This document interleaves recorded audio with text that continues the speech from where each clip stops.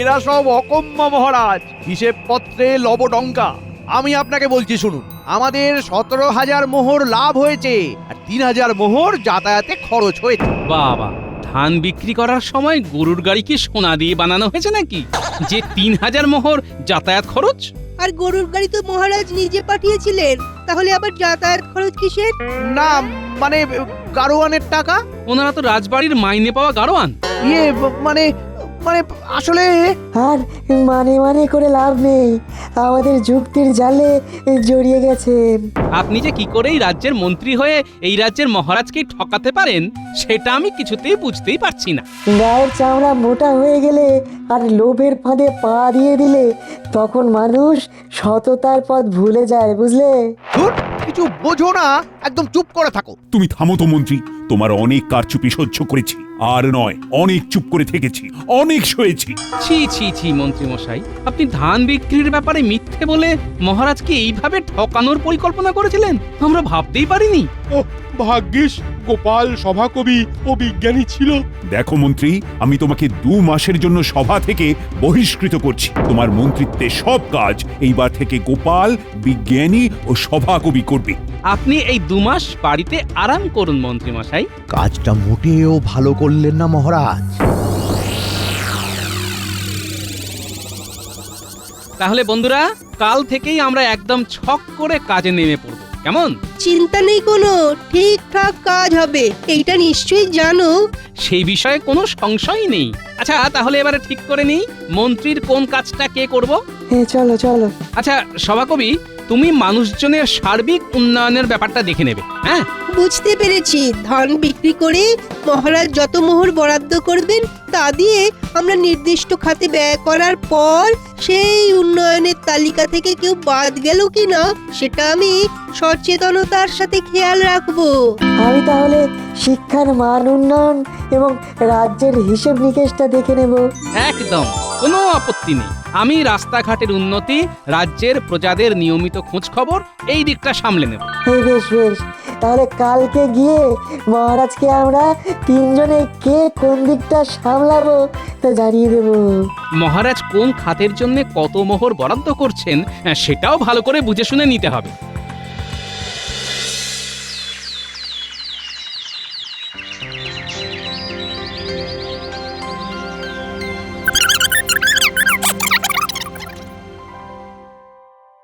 আচ্ছা গোপাল, মহারাজ তো আপাতত রাজ্যের প্রজাদের সার্বিক উন্নয়নের ব্যাপারটাতেই বেশি করে জোর দিতে বললেন। শিক্ষা, বাড়িঘর, রাস্তাঘাট ছেড়ে সার্বিক উন্নয়ন ঘটাও, তেড়ে ফুড়ে। হ্যাঁ, আসলে দেখো, রাজ্যে অবৈতনিক পাঠশালা তো আছেই, এছাড়াও বিগত 4 মাস আগেই মহারাজ নতুন রাস্তাঘাট তৈরি করে দিয়েছেন। সুতরাং এই কারণেই উনি এখন সার্বিক উন্নয়নের ব্যাপারে সর্বাধিক জোর দিচ্ছেন আর কি। যা বলেছ, প্রজাদেরকে খুশি রাখার তো মহারাজের অন্যতম দায়িত্ব, তাই না? মোট বরাদ্দ মোহরের পরিমাণ বুঝে কি কি কাজ করতে হবে চলো নিখুঁজে। গোপাল, তাহলে এক কাজ করি, চলো 2 দিন হাতে সময় নিয়ে রাজ্যবাসীদের কি হালচাল, তাদের কোনো অপূর্ণ ইচ্ছে আছে কিনা এসব ব্যাপারে একটু খোঁজ খবর নিয়ে নিই। ঠিক বলেছ, মন্ত্রী কোথায় কোথায় কি কি কাজে ফাঁকি দিয়ে গেছে তা দেখে নি।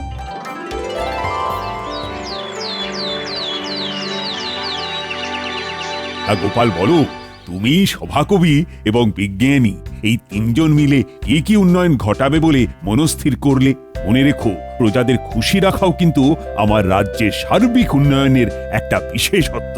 হ্যাঁ মহারাজ, প্রজাদের খুশির কথা মাথায় রেখেই আমরা এই 1.5 মাসের মধ্যে 3খানা কাজ করার সিদ্ধান্ত নিয়েছি। যেমন এক, মহারাজ, উত্তর দিকের গ্রামবাসীরা গত বছরে সব থেকে বেশি পরিমাণে ফসল ফলিয়ে আপনাকে বহুল পরিমাণে লাভের মুখ দেখিয়েছিল, কিন্তু তার পরিবর্তে তারা 1টা মাস বিনামূল্যে চাল ডাল চেয়েও পায়নি। বুঝেছি, মন্ত্রীর কল্যাণে আমার কথাটা কানেই আসে। তাহলে তোমরা 1 মাসের মতো উত্তরের প্রজাদের চাল ডাল বন্টন করবে। হ্যাঁ মহারাজ, দুই হলো দক্ষিণ দিকের গ্রামবাসীরা আপনাকে ভালোবেসে রাজ্যের উত্তর পূর্ব দিকে একখানা আজ থেকে প্রায় 4 বছর আগে সুন্দর মন্দির গড়ে দিয়েছিলেন। তাই তাদের ইচ্ছা আপনি যদি তাদেরকে যে কোনো একটি জায়গা তীর্থ ভ্রমণ করার জন্য কিছু সাহায্য করেন। বুঝেছি, এই কথাটাও তার মানে ধামা চাপা দেওয়া হয়েছিল। তাহলে তোমরা তাদেরকে তীর্থে পাঠানোর ব্যবস্থা করছো। হ্যাঁ মহারাজ, পূবের গ্রামবাসীরা সময় মতো খাজনা দেয়, কিন্তু এইবারে আসন্ন শীতের কথা ভেবে তাদের লাগছে বড় ভয়। কারণ তাদের সবার ঘরে নেই যথাযথ পরিমাণে লেপ ও কাঁথা। মন্ত্রীকে তারা বিগত 4 মাস আগেই জানিয়েছিল এই কথা। ছি ছি ছি ছি, কি দুরবস্থা! শোনো, আমি খাজাঞ্চিকে বলে রাখছি, নির্দিষ্ট পরিমাণ মোহর প্রস্তুত করে রাখতে তোমরা কাজে নেমে পড়ো। যদি এমন পরিপাটি করেই তোমরা কাজ করো, তাহলে মন্ত্রীকে আর সভাতেই ফেরাবো না। কি সর্বনাশ! মন্ত্রীর কানে কথাটা তুলতে হবে দেখছি।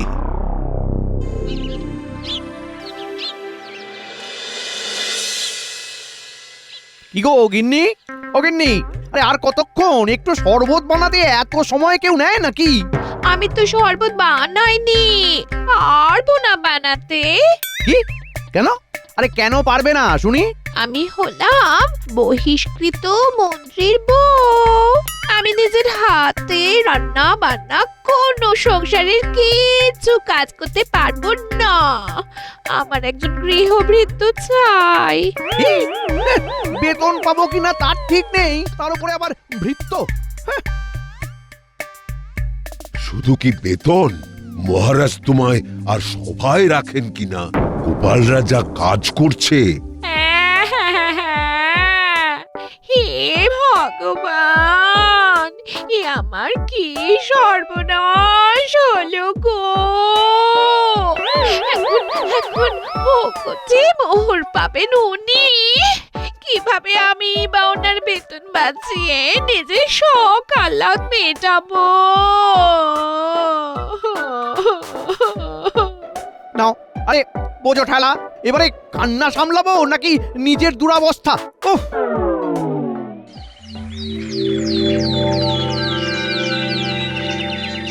প্রথমেই বলি, হে আমার সকল উত্তরের প্রজারা, সঠিক সময়ে তোমাদের সকলকে বিনামূল্যে চাল ডাল বিতরণ করতে না পারার জন্য আমি দুঃখিত। তবে আর বিলম্ব না করে আমি আজকেই তোমাদের সকলকে চাল ডাল বিতরণ করতে সক্ষম হয়েছি। এই পরিমাণ চাল ডাল দিয়ে তোমাদের মাস দেড়েক দুয়েক খুব ভালো করে চলে যাবে, বুঝলে? ধন্যবাদ মহারাজ, ধন্যবাদ। ধন্যবাদ গোপাল, বিজ্ঞানী ও ধন্যবাদ সভাকবি বিজ্ঞানী, মহাশয়, ধন্যবাদ ধন্যবাদ। সভাকবি মহাশয়। আচ্ছা, আমরা তাহলে আসি। সকলে ভালো থেকো। এই গোপাল, বুঝি উত্তরে সবাই চাল ডাল পেল তো? আমি প্রতিটা বাড়িতে গিয়ে প্রত্যেককে খবর দিয়েছি মহারাজ। আমিও গুনে গেঁথে নিয়েছি খুব ভালো করে। মনে হয় না আর বাকি কেউ রইলো পড়ে। এ আমার সকল প্রিয় দক্ষিণের প্রজারা, প্রথমেই বলি, তোমাদের তীর্থে যাওয়ার মনস্কামনা দেরি করে পূরণ করার জন্য আমি ভীষণই দুঃখিত। যাই হোক, আমি আজকে তোমাদের সকলকে তীর্থে যাওয়ার জন্য খুশি মনে অর্থনৈতিকভাবে সাহায্য করতে চাই। তোমরা যে যেখানে খুশি তীর্থ করে আসতে পারবে, আর কোনো অর্থনৈতিক বাধা থাকলো না।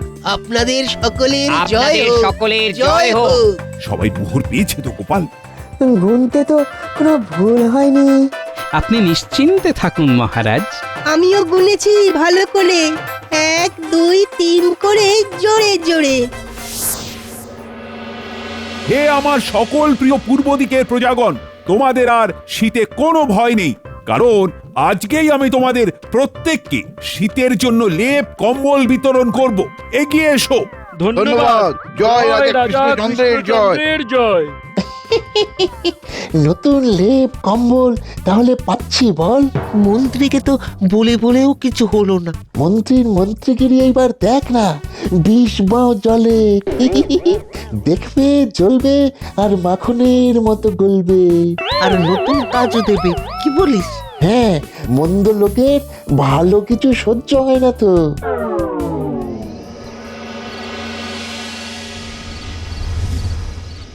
গোপাল, বিজ্ঞানী, সভাকবি, তোমাদের তিনজনের তৎপরতা ও কর্ম উদ্যোগ দেখে আমি সত্যি আপ্লুত।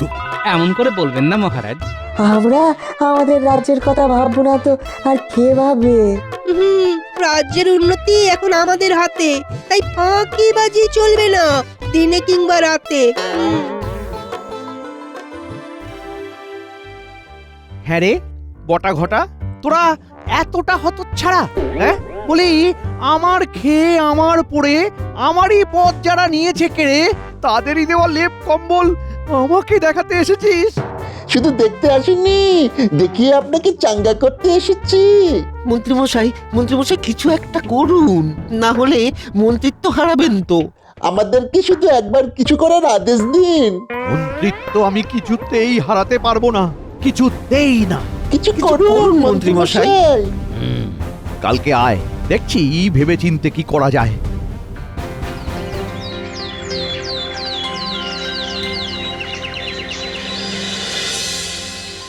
তাহলে মন্ত্রী কতই না ফাঁকি দিয়েছিল বলো? দেখো গিন্নি, ফাঁকে দিয়েছিল সেটা তো জানতাম, কিন্তু আসল কথাটা হলো এতটা পরিমাণে সেইটা বুঝতে পারিনি। সেই তো মহারাজ পরিষ্কার করে দিলেন, হ্যাঁ? মান সম্মান আবার আবার চলে গেল। হ্যাঁ দেখো গিন্নি, আমরা সাধারণ মানুষ, আমরা মান সম্মান হানির ভয় পাই, খারাপ কাজ করতে ভয় পাই, কিন্তু যারা একবার এইসব কাজ করতে অভ্যস্ত হয়ে পড়ে তাদের আর তখন কিছুতে কিছু যায় আসে না, বুঝলে? যা বলেছ, যাকে চলো খেতে দি, রাজসভায় যাবে তো? হ্যাঁ, মন্ত্রীমশাই আসবো? আয় আয়, তাড়াতাড়ি আয়, তাড়াতাড়ি আয়। বলুন, কিছু কি ভাবলেন? পোশাকগুলো নেই। এ কি, এ তো নকল দাঁড়ি গো। রংচটা লুঙ্গি, ফতুয়া, কাজখানা কি করতে হবে মন্ত্রীমশাই? শোন, গোপাল বিজ্ঞানী সভাকবির ভাবমূর্তি মহারাজের চোখে একদম নামিয়ে দিতে হবে। আমরা এইসব পোশাকগুলো পরে ছদ্মবেশ নিয়ে সভায় গিয়ে নালিশ করব যে কেউ কেউ তীর্থের অনুদান পায়নি, কেউ কেউ আবার লেপ কম্বলও পায়নি, কেউ কেউ আবার বিনামূল্যে চাল ডাল পায়নি। এইভাবে মিথ্যে নালিশ করলে মহারাজ ভাববেন ওরা তিনজনেও ভালোভাবে কাজ করেনি, তাই তো? কিন্তু মন্ত্রীমশাই, আমরা তিনজন তিন দিকের হয়ে নালিশ করলে সেটাই তো অত জোরালো হবে না। সঙ্গে আরো কিছু লোক হলে ভালো হতো। আরো কিছু সংখ্যক লোক জোগাড় করা তো মুশকিল, কারণ সবাই সব পেয়েছে, কেউ মিথ্যে সাক্ষ্য দেবে না। মিথ্যে সাক্ষ্য দেওয়ানো নিয়ে তোরা ভাবিস না, ভুলে যাস না আমি এই রাজ্যের মন্ত্রী, লোকজন জোগাড় হয়ে যাবে, চিন্তা নেই। মন্ত্রী ছিলেন, এখন আর নেই। হ্যাঁ হ্যাঁ, ওই আর কি। শোন শোন, কালকে সকাল সকাল খুব ভালো করে ছদ্মবেশ নিয়ে দক্ষিণের বাঁশবাগানে চলে আসবি। তোরা কে কোন দিকের লোক সেজে নালিশ জানাবি সব আমি শিখিয়ে দেব, কেমন?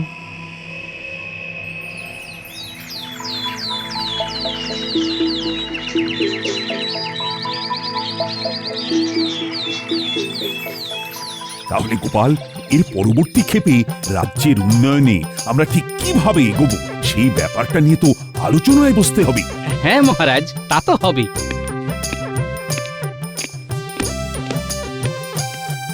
মহারাজ, আপনার সাথে কিছু লোক দেখা করতে চায়, বেশ উত্তেজিত হয়ে রয়েছে তারা। গ্রামের কিছু লোক উত্তেজিত হয়ে এসেছে, শুনে বেশ অবাকই লাগছে। এ কি ব্যাপার? কি করব গোপাল? মহারাজ চলুন বাইরে গিয়ে দেখি কি ব্যাপার। চলো চলো, বাইরে চলো সবাই। কি ব্যাপার, কি বক্তব্য আছে সকলের? মহারাজ, আমি পূবের দিক থেকে আসছি, আমরা এই কজনে লেপ কম্বল পাইনি মহারাজ। হ্যাঁ, পাইনি। মহারাজ, আমরা দক্ষিণের দিক থেকে আসছি। এই তিনজন আমরা ওই তীর্থের জন্য অনুদান পাইনি। হ্যাঁ, পাইনি। মহারাজ, আমরা তিনজন উত্তর থেকে আসছি, আমরা কেউই বিনামূল্যে চাল ডাল পাইনি। এ কেমন কাজের ছিরি? গ্রামের উন্নয়নের নামে মহৎ কাজ করা হচ্ছে, কিন্তু সেইখানে গ্রামের কেউ না কেউ বাদ থেকে যাচ্ছে। কই, খাজনা নেওয়ার সময় তো কেউ বাদ পড়ে না মহারাজ। গতর খাটিয়ে ভালো মানের ফসল ফলালাম, এদিকে উন্নয়নের নামে এ কি গাফিলতিয়া? সেইবারে ওই মন্দির গড়ার সময় নিজের গেট থেকে সব থেকে বেশি চাঁদা দিয়েছিলাম, কিন্তু অনুদানের সময় আর ঝুলি শূন্য। এর থেকে তো মন্ত্রী সব থেকে ভালো ছিলেন। উন্নয়ন করতেন না, কিন্তু তাই বলে এমন গাফিলতির সাথে কাজ করতেন না। উন্নয়নের একই রূপ মহারাজ। ছি ছি ছি, এ কি শুনছি? গোপাল, বিজ্ঞানী, সভাকবি, লজ্জায় তো আমার মাথা কাটা যাচ্ছে। দয়া করে তোমরা শান্ত হও, নিজেদের বাড়ির ঠিকানা দিয়ে যাও। আমি পেয়াদাদের দিয়ে সব জিনিস তোমাদের বাড়ি পাঠিয়ে দিচ্ছি।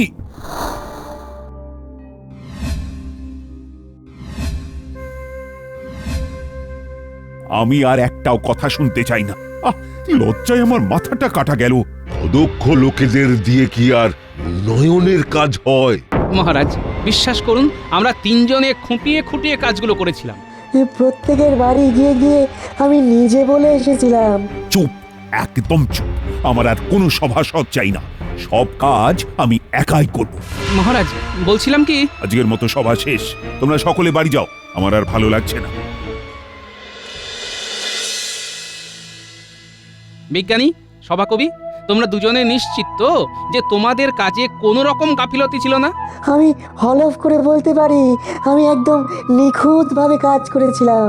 আমিও তাই, কোনো সন্দেহ নাই। তাহলে আমাদেরকে পরিকল্পিতভাবে কেউ ফাঁসিয়েছে।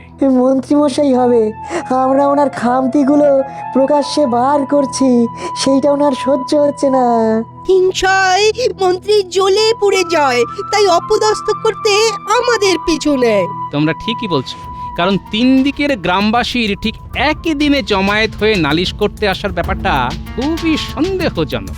হ্যাঁ, তাদের তো সবার জানার কথাই নয় যে কে কে কি কি জিনিস পায়নি এবং কে কবে নালিশ জানাতে আসবে।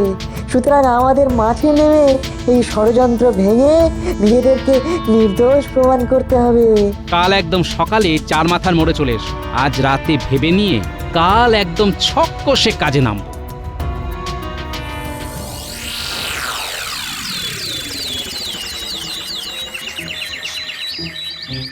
গোপাল, দেখছো তো ঠায় 2 ঘন্টা দাঁড়িয়ে নজর রেখেও এদের সাথে যে আরেকজন চাষি ছিল তাকে দেখা গেল না।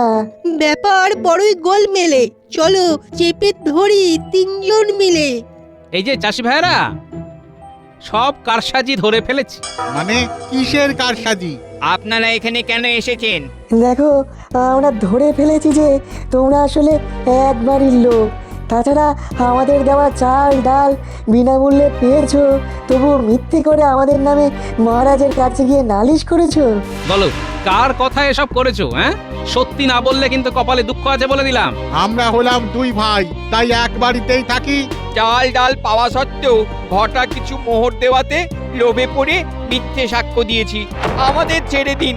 আমাদের সেই দিন ঘটাই তো ছদ্মবেশে শিখিয়ে পড়িয়ে মহারাজের কাছে নিয়ে গেছিল। ঠিক ধরেছি। আচ্ছা, দেখছি কি করা যায়। এই যে ভাইরা, আমরা কিন্তু তোমাদের সব কারসাজি ধরে ফেলেছি। এই বটা কি নিজেই বলে দিল নাকি? কি জানি। আপনাদের বুঝি বটা কাজে লাগিয়েছিল? হ্যাঁ, আমাদের 2 ভাইকে বটাই তো নিয়ে গিয়েছিল। কিছু মোহর দিয়ে ওই দিন নিজে ছদ্মবেশে সঙ্গে করে মহারাজের কাছে মিথ্যে সাক্ষ্য দেবার জন্য নিয়ে গিয়েছিল।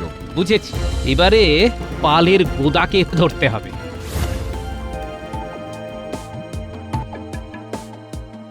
নিজেদের ভালো চাইলে সত্যিটা বলো। মন্ত্রী মশাই মোহরের লোভ দেখিয়ে আমাদেরকে দিয়ে মিথ্যে সাক্ষ্য দেয়া করিয়েছে। উনি ছদ্মবেশে নিজে দিন দৈন মিস্ত্রি সেজে আমাদেরকে রাজসভায় নিয়ে গিয়েছিলেন। বুঝলাম। এইবার সবই করে ফাঁস। মন্ত্রী মশাইয়ের বদমাইশিতে টানতে হবে রাস। চলো মহারাজকে সব খুলে বলি। মহারাজ শুনুন, তবে আমরা তিনজনে নির্দোষ। হিংসার বশে মন্ত্রীর হয়েছিল ভারী রোষ, তাই সে বটার ঘটাকে সঙ্গী করে লোকজনদের মিথ্যে সাক্ষী দেওয়ালো ধরে ধরে।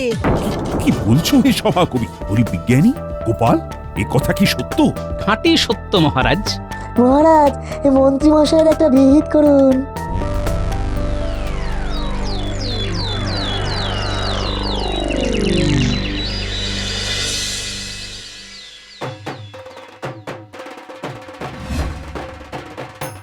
মহারাজ, আমাকে এইভাবে বিবস্ত্র করে রাখবেন না মহারাজ। কেন? ছদ্মবেশটা নেওয়ার সময় এই কথাটা মনে ছিল না?